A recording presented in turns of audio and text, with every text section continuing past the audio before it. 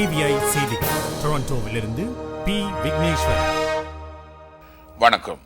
Argentina cardinal George Mario Bergoglio Roman கத்தோலிக்க திருச்சபையின் புதிய அருட்தந்தையாக திருநிலைப்படுத்தப்பட்டுள்ளார். உலகெங்கும் வாழும் 1.2 பில்லியன் கத்தோலிக்கர்களின் மதகுருவாக இன்று வத்திக்கான் நேரப்படி சுமார் 7:15 அளவில் அவர் தெரிவு செய்யப்பட்டதை அறிவிக்கும் வெண்புகையை கண்ட மக்கள் மகிழ்ச்சி ஆரவாரம் செய்தனர். பரிசுத்த பாப்பரசராக விளங்கும் முதலாவது லத்தீன் அமெரிக்க நாட்டவரான இவர் முதலாவது பிரான்சிஸ் என அழைக்கப்படுவார். சிஸ்டீன் சாப்பல் புகைக்கூண்டு ஊடாக இன்று நண்பகலில் வெண்புகை வெளியானதை அடுத்து கர்தினால்மார் தாம் தமது தெரிவை பூர்த்தி செய்திருப்பதாக உலகோர்க்கு உணர்த்தினர். பரிசுத்த பாப்பரசர் 16வது பெனடிக் திருச்சபைக்கு தலைமை தாங்கும் உடல்வலு தமக்கு இல்லை என கூறி கடந்த மாதம் பொறுப்பிலிருந்து விலகிக் கொண்டார். புதியவரை தேர்ந்தெடுப்பதற்கான வாக்கெடுப்பில் 115 கர்தினால்மார் நேற்று பிற்பகல் தொடக்கம் ஈடுபட்டார்கள். புதிய பாப்பரசரை தெரிவு செய்வதற்கு அவர்களில் 77 பேர் அல்லது 2/3 ஒருவருக்கு வாக்களித்திருக்க வேண்டும். உலகின் பல்வேறு நாடுகளையும் சேர்ந்த மக்கள் சென்ட் பீட்டர் சதுக்கத்தில் கூடியிருந்து கர்தினால்மாரின் முடிவினை அறிந்து கொண்டார்கள்.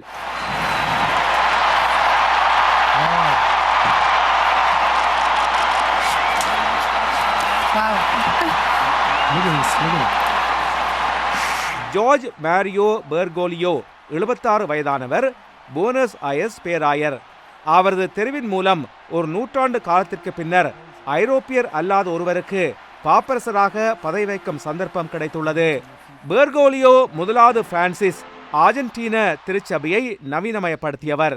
இவரது தந்தையார் இத்தாலியிலிருந்து குடிபெயர்ந்தவர். The purpose of the conclave was to appoint the Bishop of Rome, and it seems that my brothers, the cardinals, went all the way to the end of the world. இலங்கையில் இடம்பெற்ற மனித உரிமை மீறல்கள் குறித்த விடயங்கள் அனைத்தும் இன்று சர்வதேசமயமாகிவிட்டன. இதே ஒரு உள்நாட்டு பிரச்சனை என இனிமேலும் கூற முடியாது என்று நவ சமசமாஜ கட்சியின் தலைவர் விக்ரமபாகு கருணாரட்னா தெரிவித்திருக்கிறார். இதேவேளையில் சர்வதேச விசாரணைக்கு இடமளிக்க வேண்டும் அல்லது நல்லிணக்க ஆணைக்குழுவின் பரிந்துரைகளை நடைமுறைப்படுத்த வேண்டும் என்று எதிர்க்கட்சித் தலைவர் ரணில் விக்ரமசிங்கே அரசாங்கத்துக்கு ஆலோசனை கூறியிருக்கிறார். இலங்கைக்கு எதிரான போர்க்குற்றங்கள் குறித்து சர்வதேச விசாரணை இடம்பெற வேண்டும், தமிழர்களுக்கு ஆதரவான ஜெனீவா தீர்மானத்துக்கு மத்திய அரசாங்கம் ஆதரவு அளிக்க வேண்டும் என்ற கோரிக்கைகளை முன்வைத்து தமிழகத்தில் மாணவர்களும் வழக்கறிஞர்களும் ஆர்ப்பாட்டம் நடத்தியுள்ளனர். சென்னை வீதிகளில் இறங்கிய ஆர்ப்பாட்டக்காரர்கள் தமிழ் மக்களுக்கு தனியாக ஒரு நாடு வேண்டும், அவர்களுக்கு எதிரான இனப்படுகொலைகளுக்கு ஒரு முடிவு காணப்பட வேண்டும் என்று குரல் எழுப்பினார்கள். அவர்களில் ஒருவரான அஞ்சனா பிள்ளை, India should vote in favor of a resolution that is to be made in a Human Rights Council against the Sri Lankan government. Added to that, India should insist the international independent inquiry regarding the structural genocide that took place against the indigenous Tamil in the Sri Lanka island.